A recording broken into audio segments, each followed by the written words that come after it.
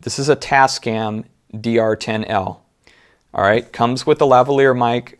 You could get it for like 170, 180 bucks, B&H or whatever store you like. It has great audio. What I'm doing right now for the live stream is I'm taking the headphone output and putting it into the input of my mixer here. It wastes a lot of battery life, so this is not the best situation, but the perk to doing this is that you can record audio and broadcast it at the same time because this has an SD card and it's capturing all the audio. If you look at the Tascam DR10L, it comes with a lavalier mic, which was a great option, so that's why I got it.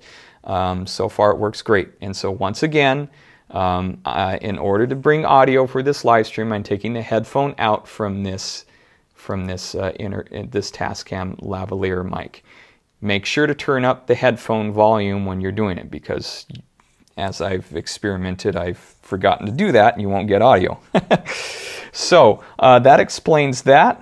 When my audio does die, unfortunately, I have a microphone hooked up here. You can talk through a regular microphone. See, look, simple way to think about it is this.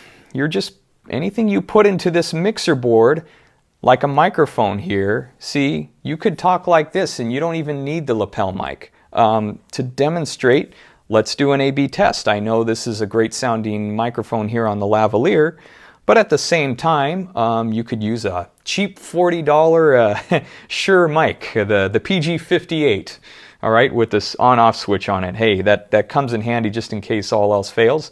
Yeah, so, let's try it. Okay, so this is the cheap Shure microphone. Make sure to do a little EQ. It sounds a little strange sometimes, a little bass heavy, but this can get the job done too when you're in a pinch. So if you can't afford any lavalier system, this $40 mic will do just fine. You could even find some cheaper for 20 bucks. That will just do for a simple live stream.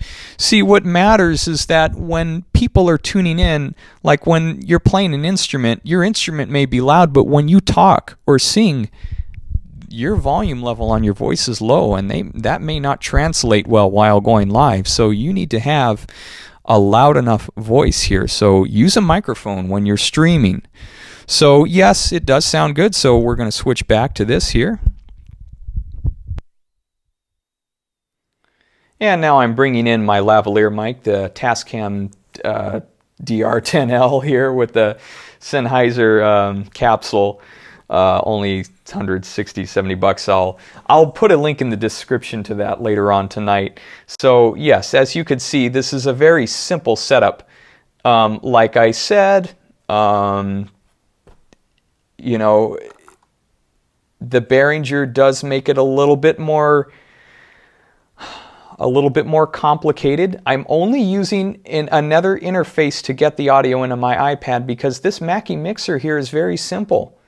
It doesn't have a USB output. If it had a USB output, I wouldn't need this. See, if we go to the solopianoconnection.com where I have most of this information, it's geared towards piano players, but you could check it out. There's certain mixers for 150 bucks or less that have USB compatibility. And as you could see, from my previous video that I showed you earlier on, I have a 15-year-old PV mixer that has a USB output, and it still works great. So you may even have all the gear you need. You just got to check and see, what do I need? So that's basically the gist for that. So this applies to every musician, all right? Get good microphones. There's actually some cheap microphones out there that you could use just to mic yourself up. Look for bundles on Amazon, all right? You could get a Soundcraft notepad mixer with a podcasting bundle with 2 microphones. That will even do so much better than just going live on your phone and taking the audio from whatever you could get from your built-in phone's microphone. So look for good deals. You shouldn't spend more than, less than $300, all right? Anything more than that is too much.